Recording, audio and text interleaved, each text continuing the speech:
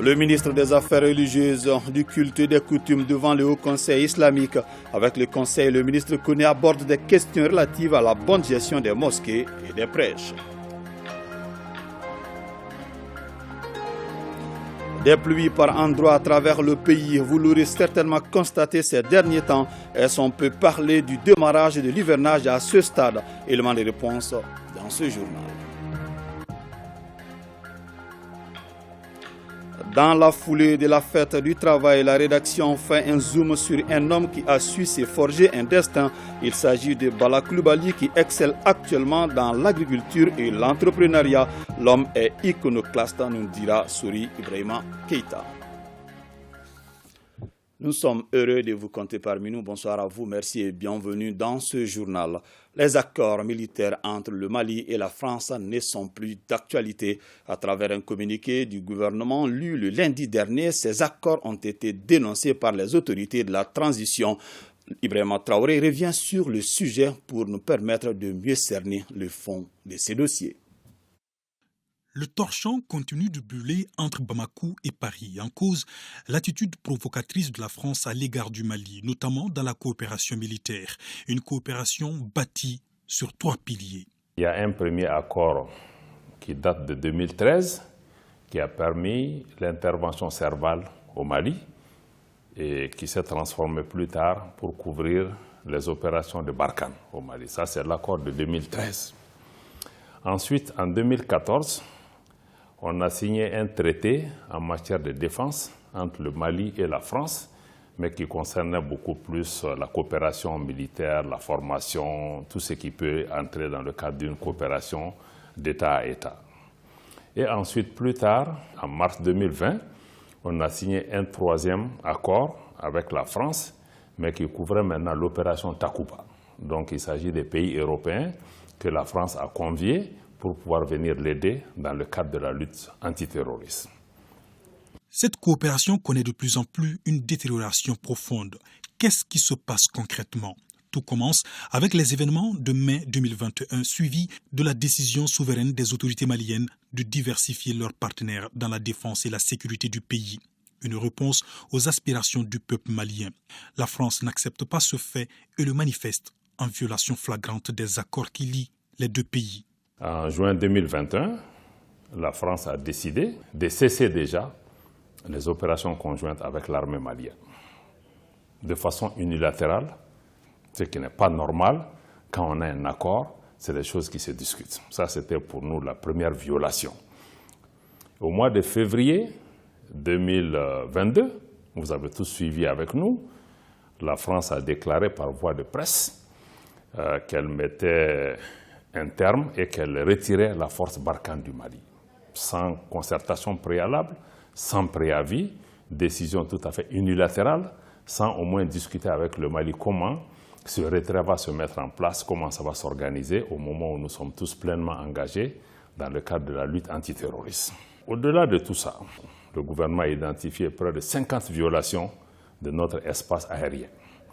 Et pendant ce temps, à cause des opérations militaires qui sont en cours dans beaucoup de localités, le gouvernement a décidé de mettre en place une zone d'exclusion aérienne. Ça veut dire qu'il y a une zone où seule l'armée de l'air malienne est autorisée à survoler. Pour des autres partenaires, ils ont des couloirs dédiés par rapport à ça. Mais malgré cela, il y a des aéronefs qui viennent, qui rentrent, qui sortent. Certains même éteignent leurs appareils pour ne pas être identifiés. Et vous avez suivi les derniers événements qui étaient pratiquement de l'espionnage de l'armée régulière du Mali sur son propre territoire. Donc le gouvernement a estimé que sa souveraineté n'était pas respectée, qu'il fallait procéder à la relecture de cet accord de 2013, qui est vraiment le gros du problème.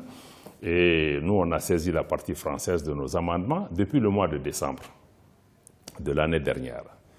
C'est 2 mois après que nous avons reçu une réponse de la France en disant qu'on va mettre en place une équipe d'experts pour travailler ensemble. Nous, on a estimé que c'était des manœuvres dilatoires parce que jusqu'à ce jour, on n'a pas eu reçu de réponse de la France par rapport à ça. Ainsi, face aux multiples attitudes de la France jugées inacceptables, le gouvernement n'a pas tardé de réagir. Le gouvernement a donc décidé que ces dispositions, l'accord de 2013, le traité de coopération de 2014, le protocole additionnel de 2020 qui concerne l'opération Takuba que nous allons dénoncer l'ensemble de ce dispositif-là. Donc la dénonciation, c'est vraiment mettre fin. Mais pour mettre fin à un accord, il y a toujours des procédures. Maintenant, on a deux lots d'accords. Le premier qui est l'accord, le traité de coopération en matière de défense, en son article 26 alinéa 4, indique une procédure de dénonciation qui dit que si je décide de dénoncer aujourd'hui, l'accord ne cesse de produire ses effets vis-à-vis du Mali que 6 mois après. Ça veut dire que le Mali a encore des obligations vis-à-vis de l'autre partie, mais 6 mois après, l'accord cesse de produire tout effet sur le Mali, donc à compter du 2 mai 2022. Maintenant, l'accord qui concerne Barkhane et l'accord qui concerne Takuba, il a été mis fin déjà par rapport à cela. En clair, plus d'accord de coopération militaire entre le Mali et la France. Une précision, le gouvernement tient à réaffirmer à ses partenaires sa disposition à coopérer avec l'ensemble des États du monde. Mais attention, dans le strict respect mutuel et surtout de la souveraineté du Mali. Les autorités religieuses, à travers le département des affaires religieuses, du culte et des coutumes, s'apprêtent à prendre une loi en vue de réglementer la gestion des mosquées et avoir un regard sur les prêches à travers le pays. Le ministre en charge des affaires religieuses, déterminé à ramener de l'ordre dans le domaine, a partagé l'information avec le Conseil islamique. Le détail avec Aridju Matina. La gestion des mosquées et la nature des prêches dans notre pays sont au centre de cette rencontre élargie aux membres du Haut Conseil islamique et les familles fondatrices. Devenue une véritable préoccupation, cette gestion a poussé le département des affaires religieuses, du culte et des coutumes à prendre à bras le corps le problème afin d'assainir le secteur. Vous n'êtes pas sans savoir que, actuellement, la façon de prêcher au Mali prend de l'essentiel de façon exponentielle. Ça crée plus de problèmes que de solutions. Et encore, la gestion interminable des mosquées par rapport aux différentes tendances au Mali. Nous avons bien vu cette situation depuis fort longtemps. On a voulu à ce qu'ensemble, nous trouvions une solution idoine, chacun de sa part, dans le cadre de la République. D'ores et déjà, un texte de loi pour encadrer le domaine spirituel est en cours en vue d'être adopté. Aujourd'hui, avec vous, le Haut Conseil islamique, avec la famille fondatrice, y compris la famille Touré, nous allons voir ensemble comment réglementer ces secteurs de prêche, comment réglementer cette problématique. Nous avons un texte de loi sur la liberté religieuse qui doit cadrer et encadrer tous les secteurs religieux, chrétiens, non chrétiens, musulmans et autres. Ce texte-là est déjà à Koulouba.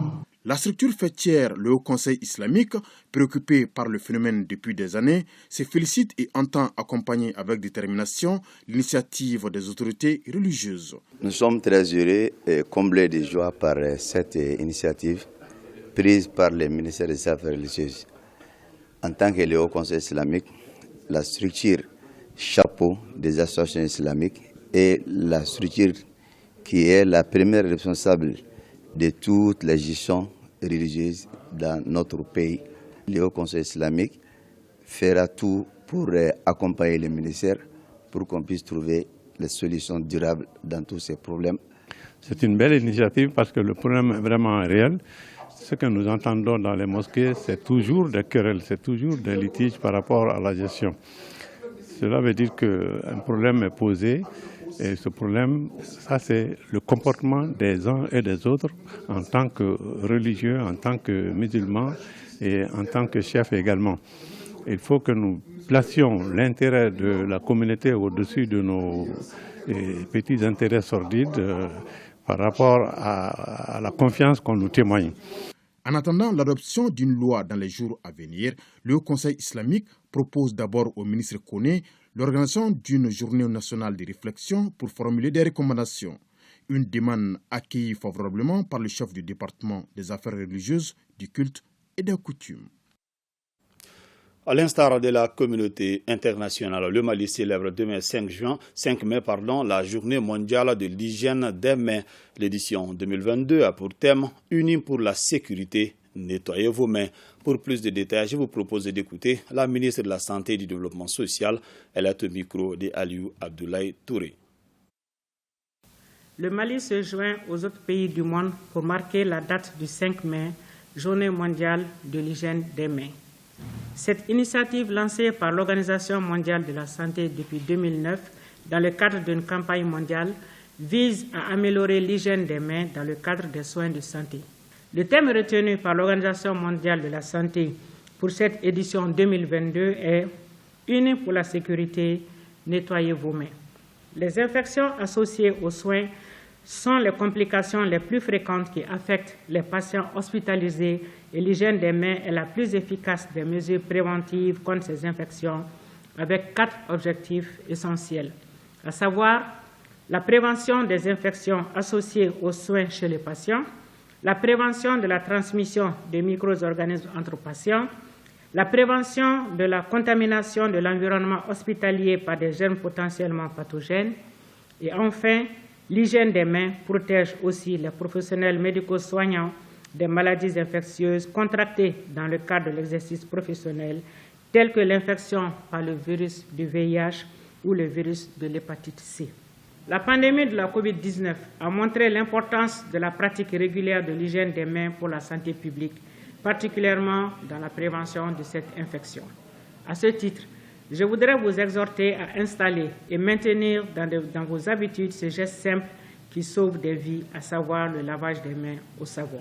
En cette journée mondiale de l'hygiène des mains, je lance un appel à toute la population malienne et particulièrement aux professionnels de la santé pour qu'ils fassent de ce geste simple une habitude dans l'exercice de leur profession.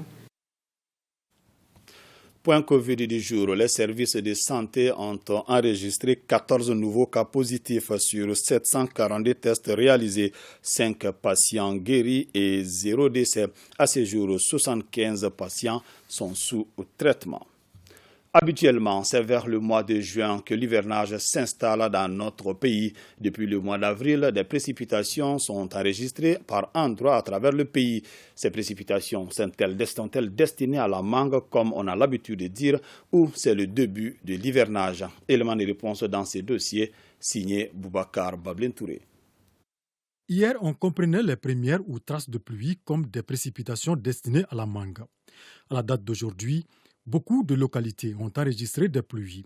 Ces précipitations sont-elles pour la mangue ou annoncent-elles l'hivernage? D'après nos analyses, c'est une installation précoce. À la date d'aujourd'hui, la saison des pluies est installée au niveau de la région de Sigassou et certaines parties de la région de Ségou, notamment la partie sud, et aussi le district de Bamako à partir de ce moment. Et graduellement, ça va aller vers le nord. Donc, vers le nord, vous savez que la saison des pluies, généralement, c'est au mois de juillet. Et donc, il faut s'attendre à ce qu'il y aura une installation précoce de 2 à 3 semaines en avance. Donc, c'est ce que nous avons prévu pour cette année sur l'ensemble de notre territoire. Raison pour laquelle, même pour le district de Bamako, où climatologiquement parlant, la saison des pluies est mois de juin, cette année, nous déclarons que la saison est installée au niveau du district de Bamako parce que c'est une situation précoce qui est prévue pour cette année et que nous sommes en train même de le constater. Si pour les prévisionnistes, c'est le début de l'hivernage par endroits, les paysans ont une autre lecture du phénomène naturel. Ils s'appuient sur des signes enseignés, quelquefois transmis de génération en génération. Selon moi, l'hivernage n'a pas encore commencé. Il y a des signes annonciateurs qui ne sont pas encore visibles, des signes liés à des espèces d'arbres et le passage des cigognes. Pluie de mangue ou pas, les données météorologiques annoncent cette année de fortes précipitations sur l'ensemble du pays.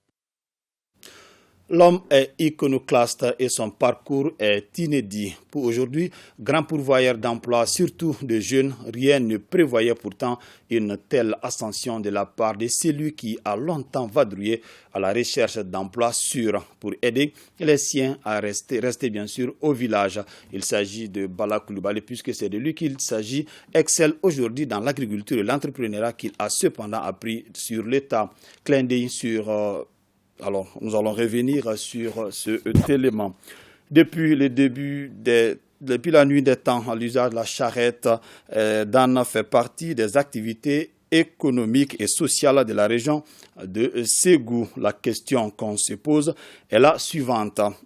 Ces charrettes, patrimoine de la 4e région, vont-elles résister aux nouveaux moyens de transport? Jacqueline Dako, Issa Ba et Karamoro Traoré ont enquêté pour nous. Dans la cité des Balanza, elle représente une identité d'une ville chargée d'histoire. La charrette attraction d'âne, puisque c'est d'elle qu'il s'agit, joue une multiple fonction dans le quotidien des Ségoviens, dont le transport des personnes et des marchandises.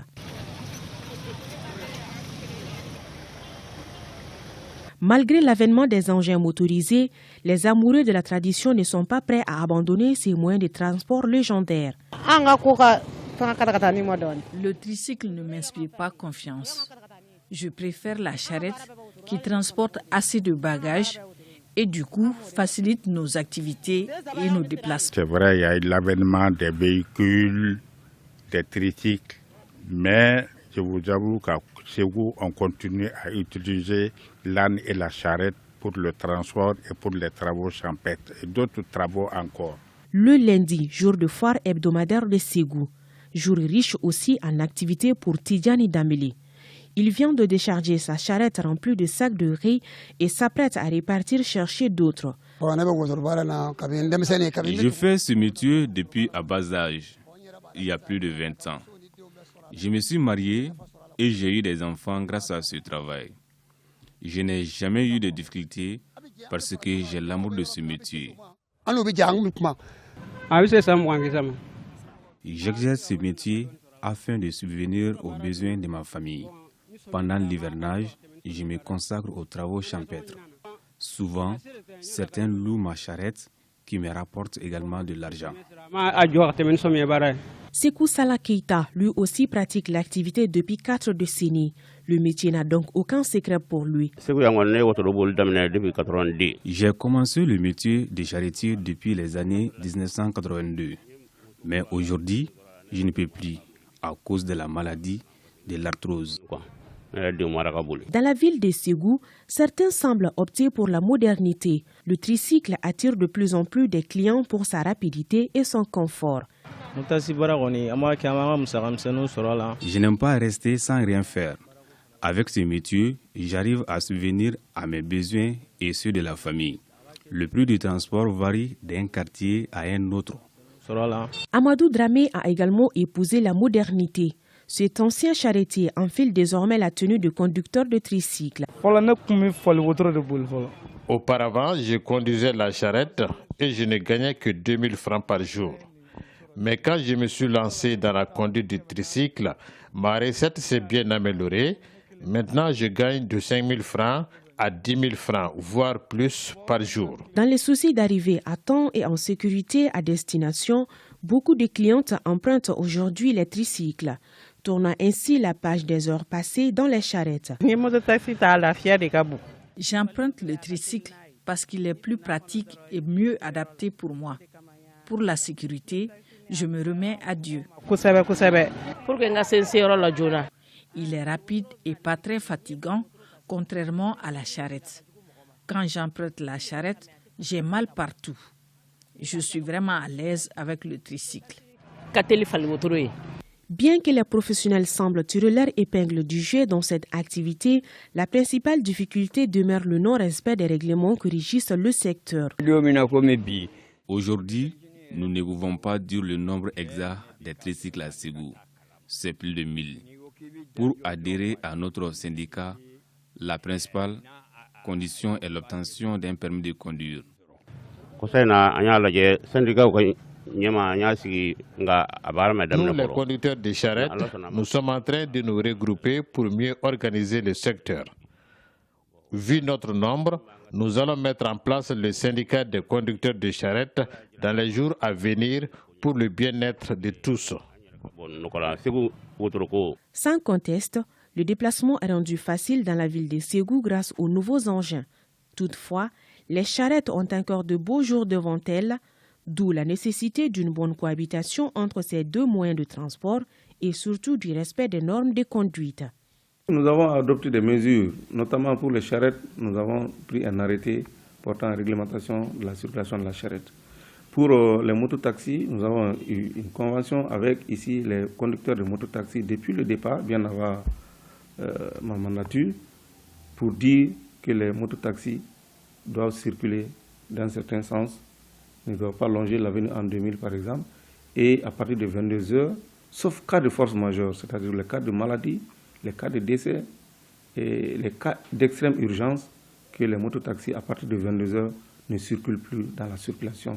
Nous avons des difficultés pour pouvoir les cerner, pour pouvoir les contenir, et ça nous crée des difficultés en termes de gestion de la circulation routière. Outre la facilitation du transport à l'intérieur de la ville, les tricycles ont fortement contribué à l'augmentation des recettes de la commune urbaine de Ségou. Il faut compter 10 millions pour une collectivité comme la commune urbaine de Ségou. Donc vous voyez que c'est quand même important. Ça, c'est non compris ce qui est payé au niveau des impôts, parce que quand je prends les tricycles, pas les charrettes, mais les tricycles, payent quand même les vignettes. Les tricycles sont astreints également au paiement de la carte grise, au paiement de l'assurance. Toutes ces taxes, quand on les paye, alors la collectivité a un peu de gain dedans. Et nous pensons que ça contribue également au développement économique de la collectivité. Dans la ville de Ségou se conjuguent désormais la tradition et la modernité en matière de transport. Le passé a donc servi le présent et la voie du futur est ouverte pour un autre moyen de transport plus moderne et davantage sécurisé. Du citron, on en parle aussi dans ce journal. Avec ses multiples vertus, selon les spécialistes, le citron est très prisé dans notre société. Mais actuellement, le citron est devenu difficilement accessible à cause de son prix élevé sur le marché. Fatou Djabi et son équipe nous amènent au marché de Médine. Il est présent dans nos assiettes, dans nos tasses de thé et même dans nos marmites. Il s'agit de cet agrume beaucoup prisé par les consommateurs. Chacun l'utilise selon ses besoins. Assis sur sa moto, tenant étonnamment un sachet 8 petits citrons achetés à 400 francs CFA, Aboubakar Koïta achète régulièrement ce fruit avec plaisir. Je mets dans du thé, du kengeleba et bien d'autres. J'en consomme parce que j'aime. Abondamment utilisé en cette période, le produit est très cher selon les ménagères. Celle-ci souhaite que le prix du citron soit revu à la baisse. Cette ménagère vient de se procurer 10 citrons à 500 francs CFA à raison de 50 francs CFA par citron. Je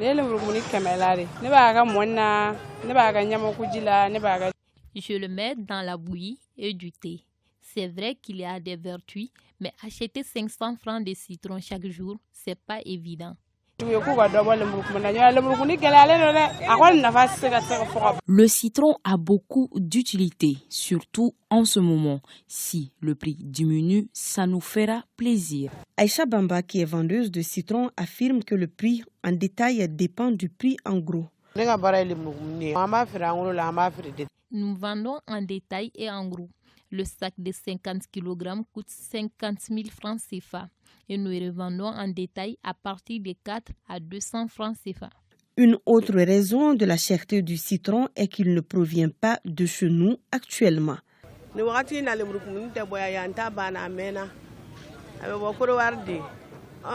En ce moment, le citron vient de la Côte d'Ivoire, c'est pourquoi c'est cher. Pendant la saison de pluie, c'est moins cher. Le sac, qui est vendu actuellement à plus de 50 000 francs CFA, est cédé à moins de 10 000 francs CFA pendant la saison pluvieuse. Sur un sac de 50 kg de citron, difficile par moment de faire des bénéfices. Souvent, on ne trouve même pas les prix d'achat sur un sac, encore moins faire des bénéfices. Dans toutes les choses, il est important de connaître l'avis des spécialistes. C'est le fruit d'un arbre qu'on appelle le citronnier et il appartient à la catégorie des agrumes. Il est surtout connu pour sa forte teneur en vitamine C et en acide citrique qui va participer à favoriser la digestion. Certes, il rend la digestion facile, mais comment le citron doit-il être réellement consommé? Le citron est très riche en vitamine C, en plus d'autres micronutriments qui vont participer à fortifier notre métabolisme. Mais ce qu'il faut savoir, c'est que cette vitamine C ne résiste pas à la chaleur. Donc même quand nous devons utiliser le citron dans nos tisanes, il est préférable de laisser les tisanes tiédir d'abord avant de mettre le citron parce qu'on risque déjà d'enlever la vitamine C qui est dedans parce que la vitamine C ne résiste pas du tout à la chaleur. Bien qu'il ait un goût très aigre, l'antioxydant qu'est le citron, chacun ou presque tous en consomment régulièrement. Mais attention, comme on le dit, l'excès de toute chose est nuisible. L'homme est iconoclaste et son parcours est inédit. Aujourd'hui, grand pourvoyeur d'emplois, surtout de jeunes, rien ne prévoyait pourtant une telle ascension de la part de celui qui a longtemps vadrouillé à la recherche d'emplois sûrs pour aider les siens restés au village. Eh bien, Bala Coulibaly, puisque c'est de lui qu'il s'agit, excelle actuellement dans l'agriculture et l'entrepreneuriat qu'il a cependant appris sur l'État. Clin d'œil à la faveur de la fête du travail sur un homme qui va forcer, bien sûr, qui a forcé un destin. Sori Ibrahima Keita.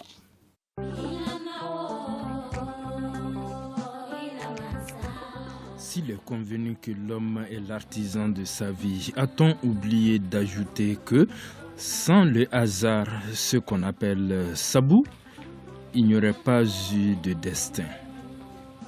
Illustration via un récit de vie palpitant d'un self-made man nommé Bala Coulibaly. Moins qu'un agriculteur, un cultivateur devenu entrepreneur. Mais attention, oui, attention, l'autodidacte qui n'a été formé dans aucune école classique, s'il s'exprime sans complexe, n'a cependant aucun contrat avec les règles et tournures grammaticales de la langue de Molière. Moi, je n'ai jamais été à l'école. Jamais je ne franchis au cours d'une école. Comme tous les enfants le long du rail Dakar-Bamako, le sort lui laissait une seule alternative, travailler la terre souvent avec la houe, ou devenir cheminot, ou en tout cas agent de la régie du chemin de fer. Il jongle entre les deux, contraint par les aléas de la vie. Je suis venu à Bamako un jour, c'est mon oncle, commencé à travailler à la régie du chemin de fer. Donc quand j'ai commencé à travailler, on avait 14 400 francs par mois. Donc vu 14 500 francs par mois, que moi j'arrive à payer la nourriture à Bamako ici, de mes habillés, je ne peux rien faire à ma maman. J'ai décidé de démissionner à la régie du chemin de fer.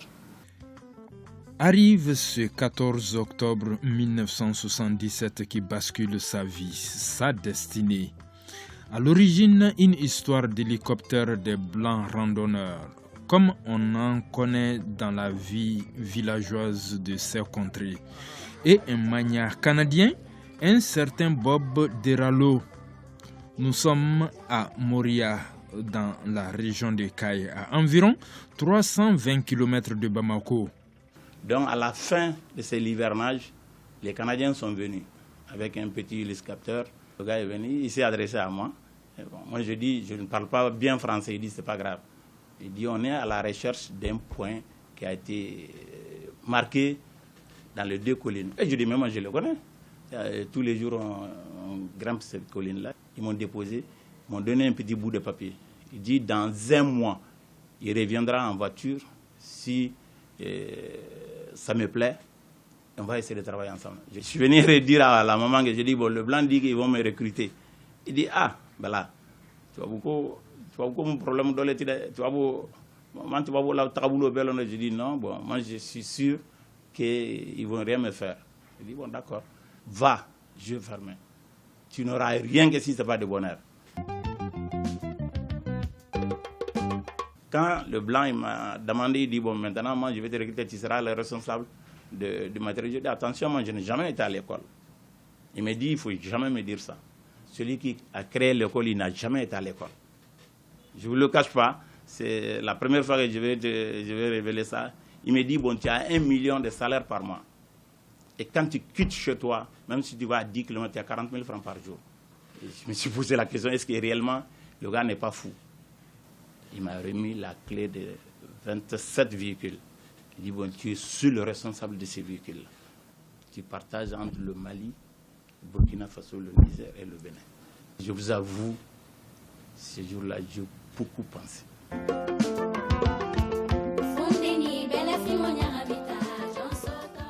Je peux dire aujourd'hui, grâce à Allah le Tout-Puissant, le premier fibre aussi posé au Mali, c'est le Sanja a fait que c'est nous qui l'avons fait. Lui, qui ne veut pas mettre tous ses œufs dans le même panier, évolue depuis entre Bamako et son village natal, avec un pied dans l'agriculture et l'autre dans l'entrepreneuriat.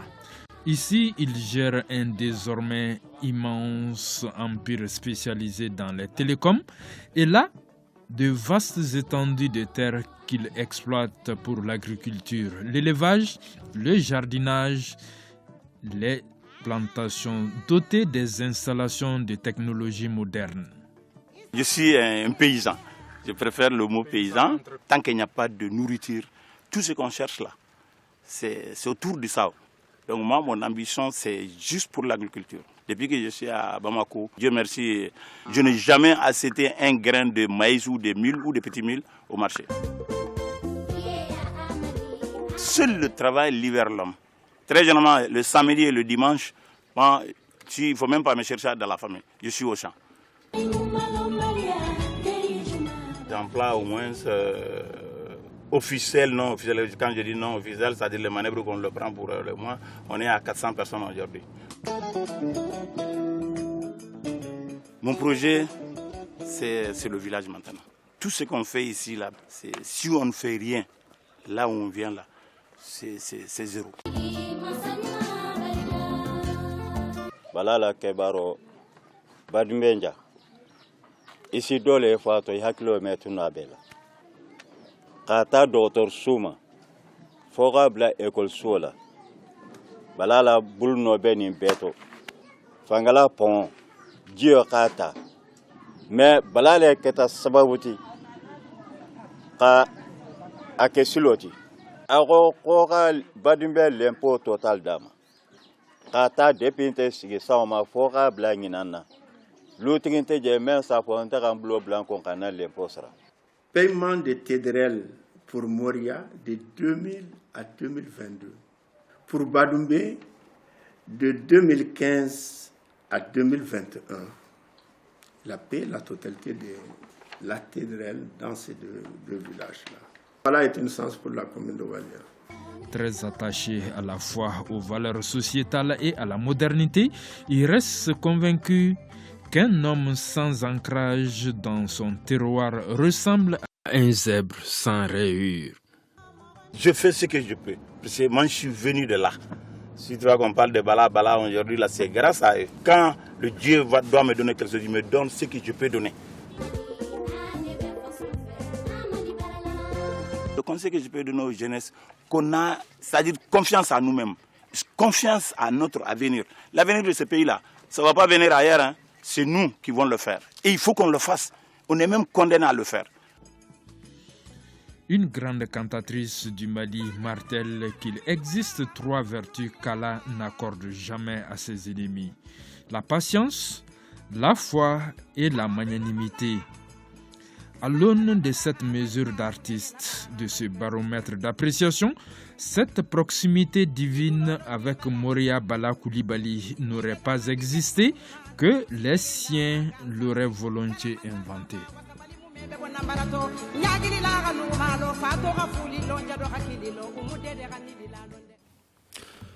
12e session de l'Agence de l'environnement et du développement durable. Au menu de la rencontre, les activités réalisées en 2021 et les perspectives pour l'année en cours. Alpha Meiga. Pour cette 12e session, les administrateurs de l'agence ont examiné les activités réalisées au titre de l'année écoulée. Il ressort de cet examen que sur une prévision de 56 tâches retenues, 40 ont été réalisées, soit un taux d'exécution de 71%. S'agissant du budget alloué pour la réalisation des programmes, il s'élève à plus de 2 milliards 160 millions de francs CFA. Le Mali devrait recevoir de cette institution, le Fonds vert climat, $1 million chaque année. Le Mali ne reçoit plus ces fonds-là. Donc j'exhorte la nouvelle direction vraiment à prendre son bâton de pèlerin et à faire en sorte que ces ressources puissent être là pour appuyer nos populations à la base et faire en sorte que notre conseil d'administration puisse les présenter pour un bilan très très harmonieux. Au cours de cette session, il a été question du budget de l'année en cours, un budget estimé à plus d'1 milliard 600 millions de francs CFA, occasion pour les administrateurs d'échanger sur les activités à mener au cours de cette année 2022.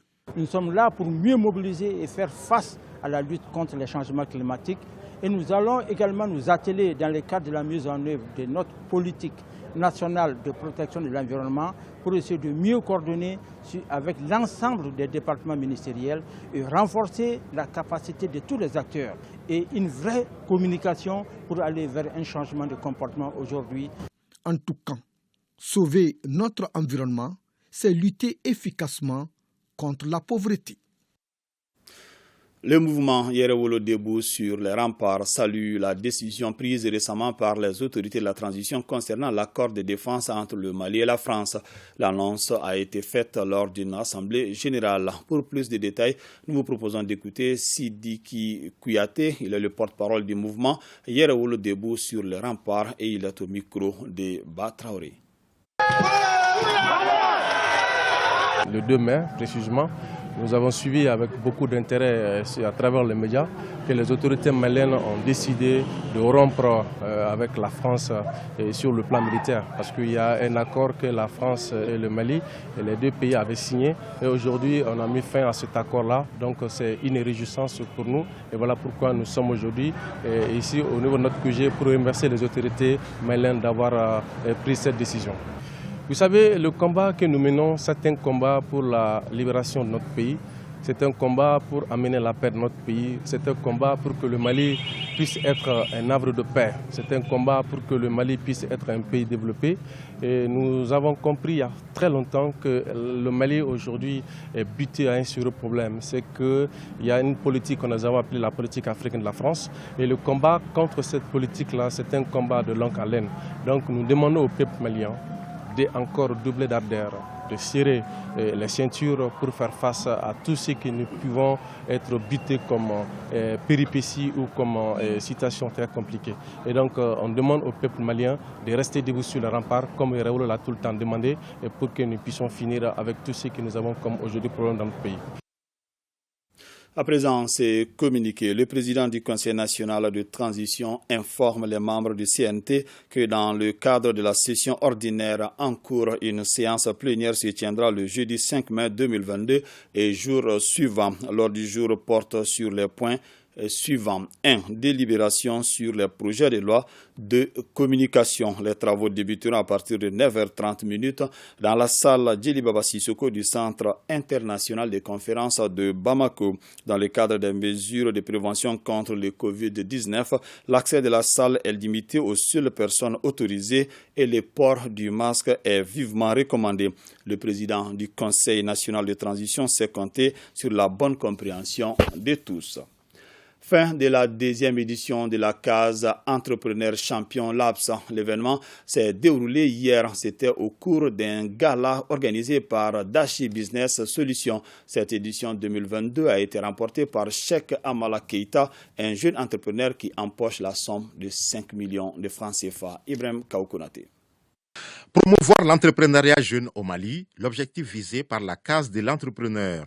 La case de l'entrepreneur est une émission de télé-réalité réalisée par Dachili Business Solutions, diffusée sur l'ORTM. C'est dans une bonne ambiance qu'a pris fin la 2e édition. Cette saison, on a pris 20 jeunes et de tous les secteurs d'activité, donc qui sont en un premier temps retenus et qui sont formés dans beaucoup de matières relatives à l'entrepreneuriat, telles que la comptabilité, la fiscalité, le développement personnel, etc.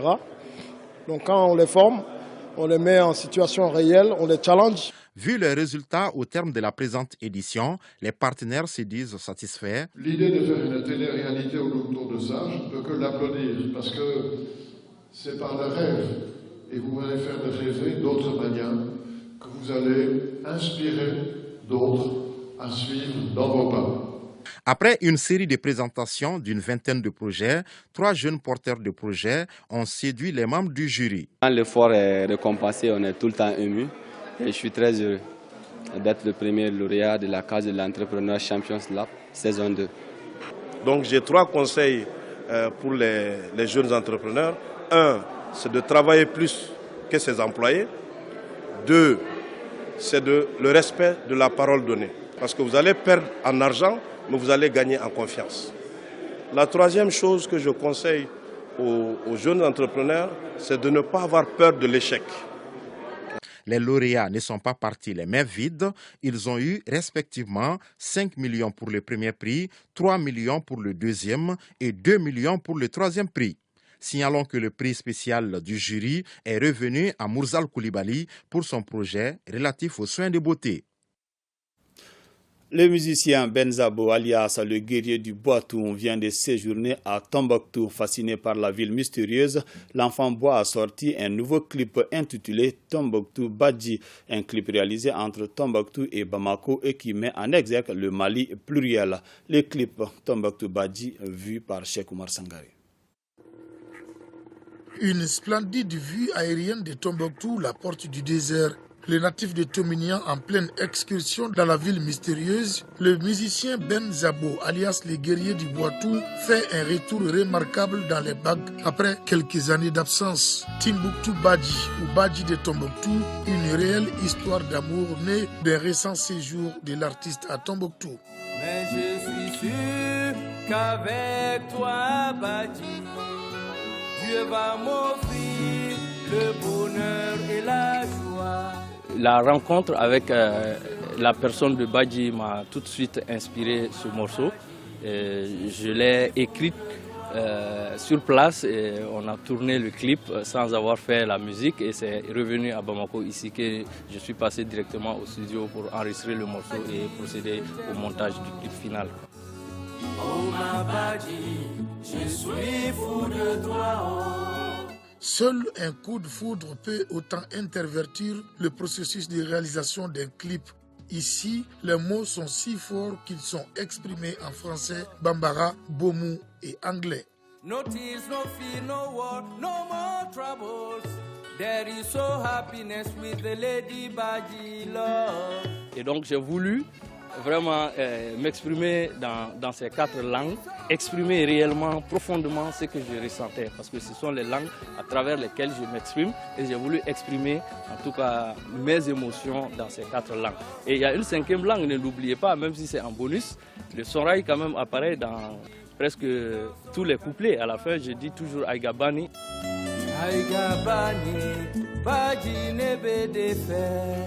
En plus des langues, la diversité se fait sentir dans les décors et dans les styles vestimentaires entre tradition et modernité aux couleurs du désert.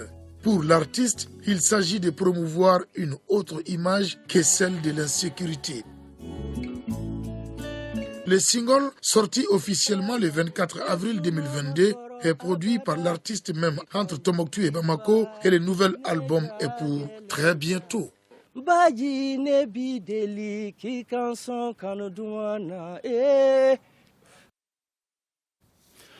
Les nounouplés ou les 9 bébés nés dans une clinique à Casablanca au Maroc fêtent aujourd'hui leur premier anniversaire. Les 5 filles et 4 garçons nés d'une même grossesse avec leur mère Alima Cissé, originaire de Tombouctou, sont en parfaite santé. Ils sont pris en charge par une clinique privée au Maroc où ils sont nés. L'ORTM par ma voix souhaite joyeux anniversaire aux seuls nounouplés au monde. Jusqu'ici. Nous revenons sur ces communiqués. Le président du Conseil national de transition informe les membres du CNT que dans le cadre de la session ordinaire en cours, une séance plénière se tiendra le jeudi 5 mai 2022 et jour suivant. L'ordre du jour porte sur les points suivants. 1. Délibération sur les projets de loi de communication. Les travaux débuteront à partir de 9h30 dans la salle Djelibaba Sissoko du Centre international de conférences de Bamako. Dans le cadre des mesures de prévention contre le Covid-19, l'accès à la salle est limité aux seules personnes autorisées et le port du masque est vivement recommandé.